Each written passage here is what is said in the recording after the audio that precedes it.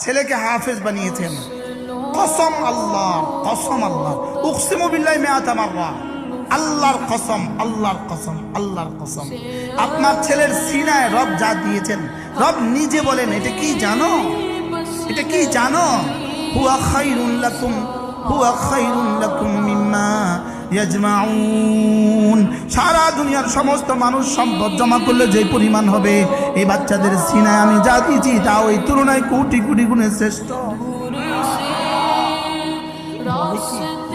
কুল বিফাদলিল্লাহি ওয়া বিরহমাতিহি ফাবিযালিকা ফালইফরাহু হুয়া খায়রুম মিম্মা ইয়াজমাউন। রব বলেন, দেখো দেখো দেখো, যার সিনে আমি কোরআন দিয়েছি, এটা না ওস্তাদের যোগ্যতা, না বাবার যোগ্যতা, না ছেলের কৃতিত্ব, আমি দিয়েছি, আমি দিয়েছি। রব না, আমি দিয়েছি, আমি দিয়েছি।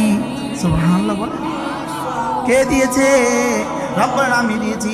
এবার রব্বুল আলামিন বলেন, এটা কেমন জানো? হুয়া খায়রুম মিম্মা ইয়াজমাউন।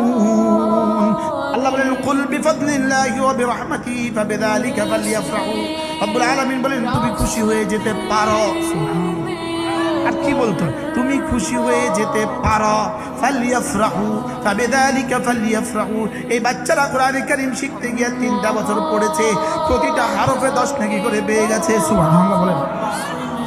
এই বাচ্চাদের আব্বা আম্মাও পেয়ে গেছে প্রতিটা হরফে 10 নেকি। এই বাচ্চাদের দাদা দাদিও পেয়ে গেছে 10 নেকি, নানা নানিও পেয়ে গেছে 10 নেকি, ওস্তাদরাও পেয়ে গেছে 10 নেকি, যারা এই বাচ্চাদের ওস্তাদের বেতন দিয়েছেন তারাও পেয়ে গেছেন 10 নেকি, যারা বিদ্যুৎ বিল দিয়েছেন তারাও পেয়ে গেছেন 10 নেকি, যারা চাটাই বিছিয়ে দিয়েছেন তারাও পেয়ে গেছেন 10 নেকি, যারা এত সুন্দর বাড়িটা দিয়ে দিয়েছে তারাও পেয়ে গেছেন 10 নেকি।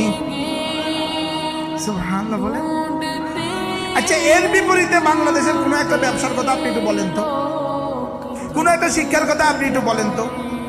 হ্যাঁ, কোনো একটা শিক্ষার ব্যাপারে ওই শিক্ষার বিশেষজ্ঞ, যেমন বাংলাদেশে বাংলা ব্যাকরণ, বাংলা ভাষায় বাংলাদেশের সর্বোচ্চ বিদ্যাপীঠ, সর্বোচ্চ বিদ্যাপীঠ ঢাকা ইউনিভার্সিটি। এখন বাংলা সাহিত্যের সর্বোচ্চ শিক্ষক ঢাকা ইউনিভার্সিটি, বাংলা সাহিত্যের বাংলা ডিপার্টমেন্টের প্রধান, সর্বোচ্চ শিক্ষাবিদ বাংলা সাহিত্যে।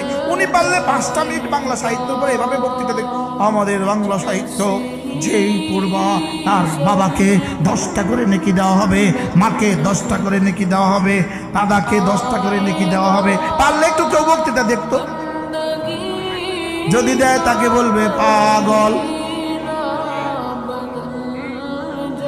বলবে না, বলবে না। তা আমি তো বলেছি, তাহলে পারলে আমারও কিছু কও না।